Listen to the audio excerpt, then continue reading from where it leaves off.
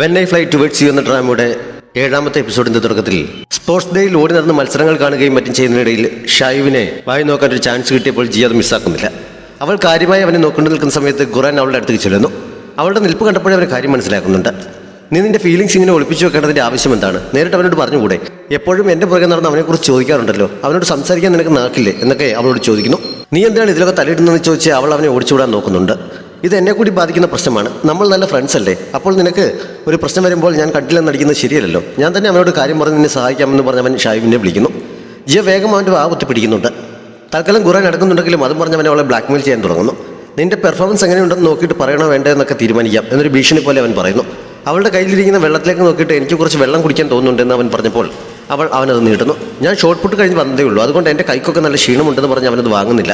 അവൾക്ക് തന്നെ തുറന്നു കൊടുക്കേണ്ടി വരുന്നു. അത് വാങ്ങി കുടിച്ചു കഴിഞ്ഞപ്പോൾ തൽക്കാലം ഇത്രയും മതി, ഇനി എന്തെങ്കിലും ആവശ്യമുണ്ടെങ്കിൽ ഞാൻ വിളിപ്പിച്ചോളാം എന്ന് പറഞ്ഞ് അവനോട് നിന്ന് പോകുന്നു. ഇത് ബ്ലാക്ക് മെയിലിംഗ് ആണെന്ന് പറഞ്ഞ് അവൾ പുറകെ ചെന്നപ്പോൾ എങ്കിൽ നീ കേസ് കൊടുക്കാൻ പറഞ്ഞ് അവൻ മുന്നോട്ട് പോകുന്നുണ്ട്. റാങ്കിന് ഓട്ടത്തിന് സെക്കൻഡ് പ്രൈസ് കിട്ടിയിരുന്നു. അവൻ്റെ കഴുത്തിൽ മെഡൽ കിടക്കുന്ന കണ്ട് സായി അവൻ്റെ അടുത്തേക്ക് ചെന്ന് അവനെ അഭിനന്ദിക്കുന്നു.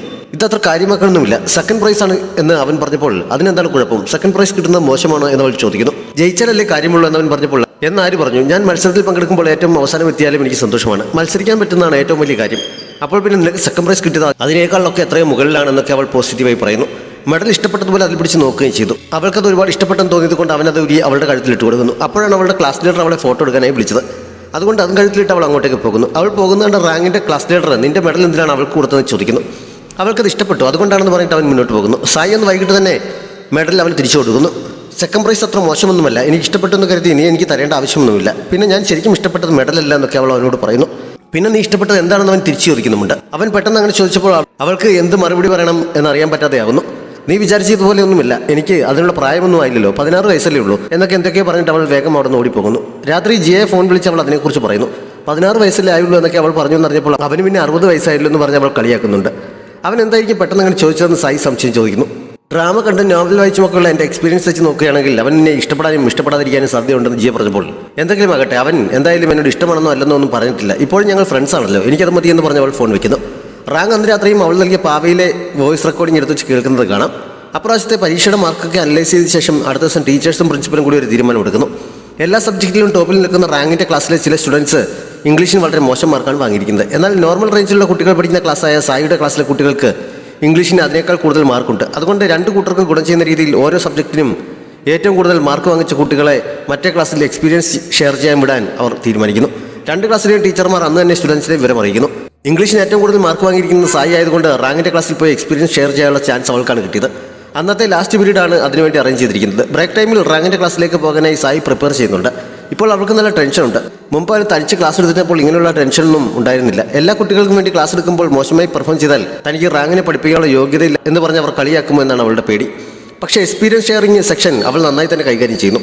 അത് കഴിഞ്ഞപ്പോൾ ആർക്കെങ്കിലും സംശയങ്ങളുണ്ടെങ്കിൽ ക്ലാസ്സിലേക്ക് വന്ന് ചോദിച്ചോളാനും അവൾ അറിയിക്കുന്നു. അത് കടന്നും കുട്ടികൾ കുറേ പേർ അവൾക്ക് ചുറ്റും കൂടുന്നുണ്ട്. റാങ്കിൻ്റെ ക്ലാസ് ലീഡർ മാത്രം അത് കണ്ട് അസൂയപ്പെടുന്നു. എല്ലാവരും കൂടി അങ്ങനെ അവളുടെ ചുറ്റും നിൽക്കുന്ന കണ്ട് കുശുമ്പ് കയറിയിട്ടാകണം റാങ്ക് പെട്ടെന്ന് തന്നെ സാധനങ്ങൾ എടുത്ത് വെച്ച് നമുക്ക് വീട്ടിൽ പോകണ്ടേ എന്ന് അവളോട് ഉറക്കെ ചോദിച്ചിട്ട് പുറത്തേക്ക് നടക്കുന്നു. നിങ്ങൾക്ക് ഞാൻ പിന്നെ എപ്പോഴെങ്കിലും പറഞ്ഞുതരാം എന്നൊക്കെ കുട്ടികളോട് പറഞ്ഞ് അവളും അവരുടെ പുറകെ ചെല്ലുന്നുണ്ട്. ഞാൻ അവർക്കൊക്കെ പറഞ്ഞു കൊടുക്കാൻ തുടങ്ങുമ്പോൾ നിന്നെ അവോയ്ഡ് ചെയ്താലും അത് പേടിച്ചാണോ നീ വേഗം അവിടെ നിന്ന് ഇറങ്ങി പോകുന്നത് എന്ന് പുറത്തേക്ക് പോകുമ്പോൾ അവൾ അവനോട് ചോദിക്കുന്നു. അതുകൊണ്ടൊന്നുമല്ല എന്നവൻ പറയുന്നുണ്ടെങ്കിലും നീ അങ്ങനെ വിചാരിച്ചാലും കുഴപ്പമൊന്നുമില്ല, എന്തായാലും ഞാൻ നിന്നെ അവോയ്ഡ് ചെയ്യില്ല എന്നവൾ ഉറപ്പ് കൊടുക്കുന്നു. അപ്പോഴേക്കും ജിയയും ഓടി അവർക്കൊപ്പം എത്തുന്നുണ്ട്. നീ ഖുറാനൊപ്പം പോയില്ല എന്നവളെ കണ്ടപ്പോൾ സായി ചോദിക്കുന്നു. അവൻ്റെ പേര് മിണ്ടരുത്, അവൻ്റെ പേര് കേൾക്കുമ്പോൾ തന്നെ എനിക്ക് കലി കയറുമെന്ന് ജിയെ പറയുന്നു. നോട്ടീസ് ബോർഡിനടുത്ത് കുട്ടികൾ കൂടി നിൽക്കുന്ന കണ്ട് പുതുതായി എന്തെങ്കിലും അറിയിപ്പുണ്ടെന്ന് എന്നറിയാനായി സായി അങ്ങോട്ടേക്ക് പോകാൻ തുടങ്ങിയപ്പോൾ അതിൽ പറഞ്ഞിരിക്കുന്നത് എന്താണെന്ന് എനിക്കറിയാം. സ്കൂൾ ഫെസ്റ്റിവലിനെ കുറിച്ചാണ്. ഓരോ ക്ലബ്ബുകാരും അവരുടെ പ്രോഗ്രാം അവതരിപ്പിക്കണം. നമ്മുടെ ഡ്രാമ ക്ലബ്ബ് സിൻഡ്രല്ലയുടെ സ്റ്റോറിയാണ് അവതരിപ്പിക്കുന്നതെന്നാണ് കേട്ടത്. പുതിയ സ്റ്റുഡൻസിൽ നിന്ന് ഓരോ റോളിനും ആളെ റിക്രൂട്ട് ചെയ്യുന്നുണ്ട് എന്നൊക്കെ ജിയെ പറയുന്നു. റാങ്ക് ആണ് പ്രിൻസ് ആവുന്നെങ്കിൽ ഞാൻ സിൻഡ്രല്ലയുടെ റോളിന് അപേക്ഷിക്കാം എന്ന് സായി അപ്പോൾ പറയുന്നു. പക്ഷേ പ്രിൻസിൻ്റെ റോൾ അഭിനയിക്കുന്ന ഷായു ആണെന്ന് അറിഞ്ഞതിനാൽ ഞാൻ സിൻഡ്രല്ലയുടെ റോളിന് അപേക്ഷിക്കുന്നില്ല എന്ന് അന്ന് രാത്രി തന്നെ അവൾ ജിയെ വിളിച്ച് പറയുന്നു. റാങ്കിൻ്റെ ക്ലാസ് ലീഡർ ഷെൻഷിയും ആ റോളിന് അപേക്ഷിക്കുന്നുണ്ടെന്നാണ് കേട്ടത്. അവൾ ഷായിനൊപ്പം അഭിനയിക്കുന്നത് എനിക്ക് ഇഷ്ടമല്ല. നമ്മളെല്ലാവരും അപേക്ഷിക്കാമെങ്കിൽ അവൾ വിജയിക്കാനുള്ള സാധ്യത കുറവാണ്. മാത്രമല്ല സിൻഡ്രല്ലയുടെ ഡ്രസ്സ് വളരെ ഭംഗിയുള്ളതാണ്. റാങ്ക് നിന്നെ അത്ര ഭംഗിയുള്ള വേഷത്തിൽ കാണണമെന്ന് നിനക്ക് ആഗ്രഹമില്ലെന്നൊക്കെ ജിയ അവളോട് ചോദിക്കുന്നു. അത് കേട്ടപ്പോൾ എങ്കിൽ പിന്നെ അപേക്ഷിക്കാമെന്ന് സായി സമ്മതിക്കുന്നുണ്ട്. ഷെൻഷി അടുത്ത ദിവസം ഡ്രാമ ക്ലബ്ബിൽ എല്ലാവർക്കും ബിസ്ക്കറ്റ് കൊടുത്ത് വോട്ട് ചെയ്യാൻ സ്വാധീനിക്കുന്നു. ഖുറാൻ്റെ അടുത്ത് ബിസ്ക്കറ്റുമായി ചെന്ന് വോട്ട് ചെയ്യണമെന്ന് റിക്വസ്റ്റ് ചെയ്തപ്പോൾ എനിക്ക് നല്ല പല്ലുവേദനയുണ്ട്, അതുകൊണ്ട് സ്വീറ്റ്സ് കഴിക്കാൻ പറ്റില്ല എന്ന് പറഞ്ഞ് അവൻ ഒഴിഞ്ഞു മാറുന്നു.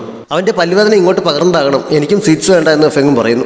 റാങ്കിൻ്റെ അടുത്ത് ചെന്നപ്പോൾ അവൻ എന്ത് മറുപടിയാണ് നൽകുന്നതെന്ന് അറിയാൻ സായിയും ജിയയും ശ്രദ്ധിക്കുന്നുണ്ട്. ഓഡിഷൻ സമയത്ത് എല്ലാവരുടെയും പെർഫോമൻസ് നോക്കിയിട്ട് വേണ്ടേ ആർക്കാണ് വോട്ട് ചെയ്യേണ്ടത് എന്ന് തീരുമാനിക്കുന്നത് എന്നാണ് അവൻ പറഞ്ഞത്. നീ അങ്ങനെ ചെയ്താൽ മതി, എൻ്റെ കഴിവിൽ എനിക്ക് വിശ്വാസമുണ്ടെന്ന് പറഞ്ഞ് ഷെൻഷി അവിടെ നിന്ന് പോകുന്നു. അന്ന് തന്നെ വോട്ടെടുപ്പ് നടക്കുന്നു. ഒരു വോട്ടിന് സായിക്കാണ് സിൻഡ്രലയുടെ റോൾ കിട്ടിയത്. അവൾ തന്നെ സന്തോഷം പ്രകടിപ്പിക്കുന്നതുകൊണ്ട് റാങ്ങിച്ചിരിക്കുന്നു. സായി രഹസ്യമായി വോട്ടഭ്യർത്ഥന നടത്തിയ സംശയമുണ്ട്. അല്ലെങ്കിൽ പിന്നെ അവൾ എങ്ങനെയാണ് ഒരു വോട്ടിന് വിജയിക്കുക? വോട്ടെടുപ്പ് നടത്തിയ പേപ്പർ ഒന്ന് കാണിക്കാമെന്ന് ചോദിച്ച് അന്നത്തെ ക്ലാസ് കഴിഞ്ഞപ്പോൾ ഷെൻഷി ക്ലബ് ലീഡറായ ഷൈവിൻ്റെ അടുത്ത് ചെല്ലുന്നു. പക്ഷേ അങ്ങനെ സംശയിക്കുന്നത് മോശമാണ്. അവരവർക്ക് കിട്ടുന്ന റോൾ എന്താണെന്ന് വെച്ചാൽ അത് അഭിനയിക്കാൻ ശ്രമിക്കുകയാണ് വേണ്ടത് എന്ന് പറഞ്ഞ് അവരവളെ നിരാശയാക്കി തിരിച്ചയക്കുന്നു.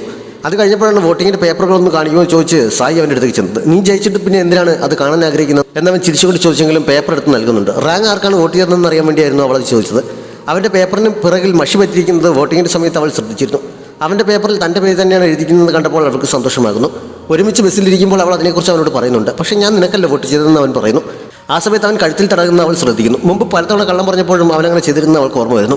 അവൻ്റെ സ്വഭാവത്തിൻ്റെ ഒരു പ്രത്യേകത കണ്ടുപിടിച്ച് സന്തോഷത്തോടെയാണ് അന്ന് അവൾ വീട്ടിലേക്ക് പോയത്.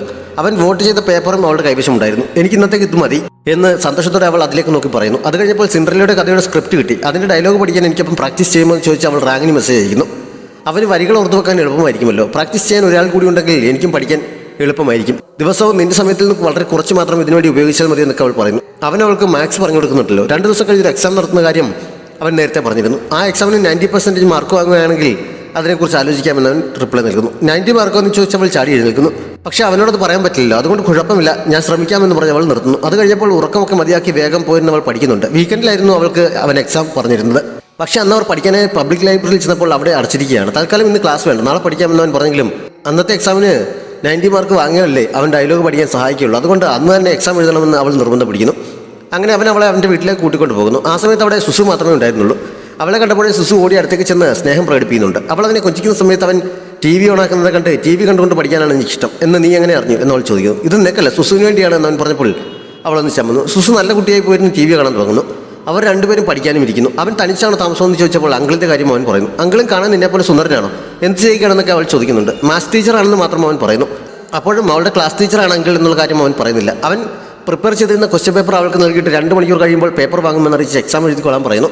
അത്രയ്ക്ക് ഫോർമാലിറ്റി ഒക്കെ വേണമെന്ന് അവൾ ചോദിച്ചെങ്കിലും അവൻ്റെ മുഖത്തെ സീരിയസ്നെസ് കണ്ടപ്പോൾ എക്സാം അല്ലേ, ഫോർമാലിറ്റി ഒക്കെ ആവശ്യമാണെന്ന് പറഞ്ഞാൽ അവൾ വേഗം ആൻസർ ചെയ്യാൻ തുടങ്ങുന്നു. ആ സമയത്ത് അവൻ ഇരുന്ന് ഇംഗ്ലീഷ് പഠിക്കുന്നുണ്ട്. കൃത്യം 2 മണിക്കൂർ കഴിഞ്ഞപ്പോൾ തന്നെ അവൻ പേപ്പർ വാങ്ങി ചെക്ക് ചെയ്യുന്നു. 90 മാർക്ക് കിട്ടുമോ എന്ന ആകാംക്ഷയിൽ ഇരിക്കുകയാണ് അവൾ. പക്ഷേ നോക്കിക്കഴിഞ്ഞപ്പോൾ അവൾക്ക് 85 മാർക്കേ കിട്ടുന്നുള്ളൂ. 5 മാർക്കും കൂടി ഒപ്പിക്കാൻ വേണ്ടി അവൾ പലതും വീണ്ടും കാണിച്ചു നോക്കുന്നുണ്ടെങ്കിലും അതിനൊക്കെ ഓൾറെഡി മാർക്ക് നൽകിയതാണെന്ന് പറഞ്ഞ് അവൻ ഒഴിവാക്കുന്നു. 5 മാർക്ക് കിട്ടാൻ ഇത്ര പാടാണോ എന്ന് അവൾ വിഷമിച്ചിരിക്കുമ്പോഴാണ് അവൻ്റെ അങ്കിൾ തിരിച്ചെത്തിയത്. സായി അങ്കിളിനെ മീറ്റ് ചെയ്യാൻ വേണ്ടി മുടിയൊക്കെ റെഡിയാക്കിയിരുന്നതാണ്. അങ്കിളിൻ്റെ മുഖം കണ്ടപ്പോഴാണ് അവൾക്ക് ശരിക്കും ഷോക്കായത്. അവൾ പതുക്കെ കസേരയിൽ നിന്നൊക്കെ അങ്ങ് എഴുന്നേൽക്കുന്നു. അവളുടെ റിയാക്ഷൻ കണ്ടപ്പോൾ ഞാനാണ് അങ്കിൾ എന്നുള്ള വിവരം അവൻ ഇതുവരെ പറഞ്ഞിട്ടില്ല എന്ന് അദ്ദേഹം ചോദിക്കുന്നു. ഇല്ല എന്ന് പറഞ്ഞവൾ അവനെ നോക്കുന്നുണ്ട്. നീ ഇതുവരെ എന്നോട് കാര്യം ചോദിച്ചിട്ടില്ലല്ലോ എന്ന് അവൻ പറയുന്നു. താൻ അവൾ വന്നിരുന്ന് പഠിക്കുന്നത് കണ്ട് അങ്കിൾ തെറ്റിദ്ധരിക്കുമെന്ന് കരുതി അവൾ വേഗം തിരികെ പോകാൻ ഇറങ്ങിയതാണ്. ലൈബ്രറി അടച്ചിരുന്നുകൊണ്ടാണ് ഞങ്ങൾക്ക് ഇവിടെ വന്നിരുന്ന് പഠിക്കേണ്ടി വന്നത്. ഞാനാണ് അവനെ നിർബന്ധിച്ചത്, അവനെ കുറ്റപ്പെടുത്തരുതെന്നൊക്കെ അവൾ എക്സ്പ്ലെയിൻ ചെയ്യുന്നുമുണ്ട്. പക്ഷേ അവളോട് കുറച്ച് സമയം കൂടി അവിടെ നിന്ന് പഠിക്കാൻ അദ്ദേഹം പറയുന്നു. ലേറ്റ് ആവുകയാണെങ്കിൽ അവനെ കൊണ്ട് വീട്ടിൽ കൊണ്ടാക്കാം എന്നും പറയുന്നുണ്ട്. അങ്ങനെ അവൾ വീണ്ടും അവിടെ നിന്ന് പഠിക്കുന്നു. അവളെ വീട്ടിലേക്ക് കൊണ്ടുവിടാൻ അവനും കൂടെ ചെല്ലുന്നുണ്ട്. ഈ രഹസ്യം പറയുന്ന അവസാനത്തെ ആൾ ഞാനാണോ എന്ന് അവൾ അവനോട് ചോദിക്കുന്നു. ഞാൻ ഈ കാര്യം അങ്ങനെ ആരോടും പറയാറില്ല എന്നവൻ പറഞ്ഞപ്പോൾ അപ്പോൾ നിന്റെ സീക്രട്ട് അറിയുന്ന ആദ്യത്തെ ആൾ ഞാനാണ്. ഞാനിത് ആരോടും പറയാതെ സീക്രട്ടായി തന്നെ സൂക്ഷിക്കാം. പകരം മാത്സ് പേപ്പറിൽ കുറച്ച് മാർക്ക് കൂടി ആഡ് ചെയ്യുമെന്ന് അവൾ ചോദിക്കുന്നു. ഇതങ്ങനെ സീക്രട്ടൊന്നുമല്ല, ആരെങ്കിലുമൊക്കെ അറിഞ്ഞെന്ന് കരുതി എനിക്ക് പ്രശ്നമൊന്നുമില്ല എന്നവൻ പറഞ്ഞപ്പോൾ അവൾ നിരാശയാകുന്നു. ഡയലോഗ് ഓർത്തിരിക്കാത്തതാണ് എൻ്റെ പ്രശ്നം. ഇനിയിപ്പോൾ ഉറക്കത്തിലും പഠിക്കുമ്പോഴും ഒക്കെ ഞാൻ അതും പറഞ്ഞുകൊണ്ടിരിക്കും. അങ്ങനെയാകുമ്പോൾ എൻ്റെ പഠിത്തം ഉഴപ്പും. ഞാൻ എന്ത് ചെയ്യുമെന്നൊക്കെ അവൾ ആത്മകഥം പോലെ പറയുന്നു. നീ ക്ലാസ്സിൽ നിന്ന് സ്കിപ്പ് ചെയ്യാതെ ആത്മാർത്ഥമായി പഠിക്കാൻ ശ്രമിക്കുന്നതുകൊണ്ട് 10 മാർക്ക് കൂടി എക്സ്ട്രാ നൽകാം എന്ന് അവൻ അപ്പോൾ പറയുന്നു. ഡയലോഗ് പ്രാക്ടീസ് ചെയ്യാൻ സഹായിക്കാം എന്നാണ് അവൻ പറഞ്ഞതിൻ്റെ അർത്ഥമെന്ന് മനസ്സിലായപ്പോൾ അവൾ ശരിക്കും ഹാപ്പിയാകുന്നു. അവരുടെ ഗ്യാങ്ങിലെ 5 പേരും ഡ്രാമ ക്ലബ്ബിലുള്ളത് കൊണ്ട് എല്ലാവരും നാടകത്തിലുണ്ട്. അടുത്ത ദിവസം പ്രാക്ടീസ് ചെയ്യാനായി അവർ ഫെങ്ങിൻ്റെ വീട്ടിൽ ഒരുമിച്ച് കൂടുന്നു. ആദ്യമായിട്ടാണ് ഫെങ്ങിൻ്റെ ഏതെങ്കിലും ഫ്രണ്ട്സ് അവൻ്റെ വീട്ടിലേക്ക് വരുന്നത്. അതുകൊണ്ട് അവരെ എങ്ങനെ ട്രീറ്റ് ചെയ്യണമെന്ന കാര്യത്തിൽ അവന് കുറച്ച് സ്റ്റാർട്ടിംഗ് ട്രബിളുണ്ട്. കുറേ സ്നാക്സ് ഒക്കെ റെഡിയാക്കി അവരുടെ മുന്നിൽ വെച്ചിരിക്കുകയാണ്. അവിടെ ആകെ സൗണ്ട് പ്രൂഫ് ആയിട്ടുള്ളത് അവൻ്റെ ബെഡ്റൂം ആയതുകൊണ്ട് അവിടെ ഇരുന്ന് പ്രാക്ടീസ് ചെയ്യാനാണ് അവൻ പറഞ്ഞത്. മുത്തശ്ശി ആ സമയം അവിടെ ഉണ്ടായിരുന്നില്ല. അങ്ങനെ എല്ലാവരും കൂടി പ്രാക്ടീസ് ചെയ്യാൻ തുടങ്ങുന്നു. ആദ്യം സായിയും റാങ്കും കൂടിയാണ് ഡയലോഗ് പറഞ്ഞത്. റാങ്ക് കുറച്ച് ചമ്മലുള്ളതുപോലെ ഡയലോഗ് പറയുന്നത് കണ്ട് കുറച്ചുകൂടി ഫീൽ ചെയ്തൊക്കെ പറയാൻ ബാക്കി 3 പേരും പറയുന്നു. ഫെങ്ങിൻ്റെ ഡയലോഗ് അവൻ കുറേ തവണ തെറ്റിക്കുന്നതിനാൽ അവനോട് പുറത്തെവിടെയെങ്കിലും പോയി നന്നായി പഠിച്ചിട്ട് വരാൻ എല്ലാവരും കൂടി പറയുന്നതിനാൽ അവൻ ഹാളിലേക്ക് ഇറങ്ങി പോകുന്നു. ഓളത്തിന് ഹെഡ്ഫോൺ വെച്ച് പാട്ട് കേട്ടുകൊണ്ടാണ് അവൻ ഡയലോഗ് പഠിച്ചത്. ആ സമയത്ത് പുറത്ത് സാധനങ്ങൾ വാങ്ങാൻ പോയിരുന്ന മുത്തശ്ശി തിരികെ എത്തുന്നു. അവൻ ഡയലോഗ് പഠിക്കുകയാണെന്നറിയാതെ മുത്തശ്ശി അവനോട് സാധനങ്ങൾ എടുത്തു വെക്കാൻ സഹായിക്കാൻ പറയുന്നു. പക്ഷേ ഹെഡ്ഫോൺ ഇരിക്കുന്നത് കാരണം അവനത് കേൾക്കുന്നില്ല. എന്ത് വൃത്തികെട്ട സാധനങ്ങളാണ് നിന്റെ കയ്യിലിരിക്കുന്നത് എന്നവൻ ഡയലോഗ് പറയുന്നത് കേട്ടപ്പോൾ താൻ കൊണ്ടുവന്ന സാധനങ്ങളെക്കുറിച്ചാണ് പറയുന്നത് എന്ന് മുത്തശ്ശി വിചാരിക്കുന്നു. ഇതൊക്കെ നല്ല സാധനങ്ങളാണല്ലോ എന്ന് മുത്തശ്ശി അതിലേക്ക് നോക്കി പറയുന്നു. എല്ലാവരും കൂടി ഷൂ അവിടെ നിർത്തിയിട്ടിരിക്കുന്നുണ്ട്. അതെല്ലാം ഒതുക്കി വയ്ക്കുന്നിടയിൽ ഷൂ ഇങ്ങനെ വലിച്ചു വാരിയിട്ടിരുന്നത് ഞാൻ നിന്നോട് എത്ര തവണ പറഞ്ഞിട്ടുണ്ട്. ഞാൻ നിന്റെ ജോലിക്കാരിയാണെന്നാണോ നിന്റെ വിചാരം എന്നൊക്കെ മുത്തശ്ശി പറയുന്നു. അതൊന്നും കേൾക്കാതെ നീ ശരിക്കും ഇവിടുത്തെ ജോലിക്കാരിയാണെന്ന് അവൻ ഡയലോഗ് പറഞ്ഞത് അപ്പോഴാണ്. അതുകൂടി കേട്ടപ്പോൾ മുത്തശ്ശിക്ക് ആകെ ദേഷ്യം കയറുന്നു. മുത്തശ്ശി അവൻ്റെ അടുത്തേക്ക് ചെന്ന് തലക്കിട്ടണം കൊടുത്തിട്ട് വളർന്നു വരുന്തോറും നിനക്ക് അഹങ്കാരം കൂടിക്കൂടി വരികയാണോ? എന്നെ വേലക്കാരി എന്ന് വിളിക്കാൻ മാത്രമായി എന്നൊക്കെ ചോദിച്ച് അവനെ ശരിക്കും പെരുമാറുന്നു. അവൻ്റെ ചെവി പിടിച്ച് പൊന്നായിക്കൊണ്ടിരിക്കുമ്പോഴാണ് ബാക്കി 4 പേരും കൂടി മുറി തുറന്ന് നോക്കിയത്. അവർ അവിടെ ഉണ്ടെന്ന് മുത്തശ്ശി അപ്പോഴാണ് അറിയുന്നത്. ഞങ്ങൾ ഇവിടെ ഉള്ളത് കാര്യമാക്കണ്ട, മുത്തശ്ശി അവനെ മര്യാദ പഠിപ്പിച്ചു, ഞങ്ങൾ കണ്ടോളാമെന്ന് ഖുർആൻ കമന്റ് അടിക്കുന്നു. പിന്നെയാണ് നാടകത്തിന്റെ റിഹേഴ്സലാണെന്ന് മുത്തശ്ശിയോട് അവർ പറഞ്ഞത്. എങ്ങും അഭിനയിക്കുന്നുണ്ടെന്ന് അറിഞ്ഞപ്പോൾ മുത്തശ്ശി സന്തോഷമാകുന്നു. ഞങ്ങൾക്ക് ഓഡിയൻസിന്റെ കുറവുണ്ടായിരുന്നു എന്ന് പറഞ്ഞ് എല്ലാവരും കൂടി മുത്തശ്ശിയുടെ മുന്നിൽ നിന്ന് നാടകം അഭിനയിച്ച് കാണിക്കുന്നു. അഭിനയമൊക്കെ കഴിഞ്ഞപ്പോൾ മുത്തശ്ശിയും അവർക്കൊപ്പം കളിക്കുകയും മറ്റും ചെയ്യുന്നുണ്ട്. അങ്ങനെ നാടകത്തിന്റെ ഡാൻസ് പ്രാക്ടീസും മറ്റുമായി എല്ലാവരും കൂടി അടിച്ചു പൊളിച്ച ഒരു ദിവസം കൂടി കടന്നു പോകുന്നിടത്ത് ഈ എപ്പിസോഡ് അവസാനിക്കുന്നു. എപ്പിലോഗിൽ പ്രാക്ടീസിനിടയിൽ സായി ഡയലോഗ് പറയുന്ന സമയത്ത് അത് വീഡിയോയിൽ പകർത്താനായി ക്യാമറ റാങ്കിനെ ഏൽപ്പിക്കുന്നു. ഇടയ്ക്കിടെ റിപ്പീറ്റ് ചെയ്ത് കണ്ടാൽ എളുപ്പത്തിൽ ഡയലോഗ് ഓർത്തെടുക്കാൻ പറ്റുമല്ലോ, അതിനുവേണ്ടിയാണ് അവൾ അങ്ങനെ ചെയ്യിച്ചത്. ക്യാമറ കയ്യിൽ കിട്ടിയപ്പോൾ അവൻ അവളെ മാത്രം ഫോക്കസ് ചെയ്ത് ഷൂട്ട് ചെയ്തെന്ന് കാണിക്കുന്നു. നമ്മുടെ ഫാമിലിയിൽ ബർത്ത്ഡേ ആഘോഷിക്കുന്ന അൽനയ്ക്കും അമ്നയ്ക്കും കൊറിയമ്മലു സ്വാമിയുടെ ബർത്ത്ഡേ വിശ്വസിക്കുന്നു. വീഡിയോ ഇഷ്ടപ്പെട്ടാൽ ലൈക്ക് ചെയ്യാനും കമൻറ്റ് ചെയ്യാനും നിങ്ങളുടെ ഫ്രണ്ട്സിനൊക്കെ ഷെയർ ചെയ്യാനും നമ്മുടെ ചാനൽ സബ്സ്ക്രൈബ് ചെയ്യാനും മറക്കരുത്. Thanks for watching.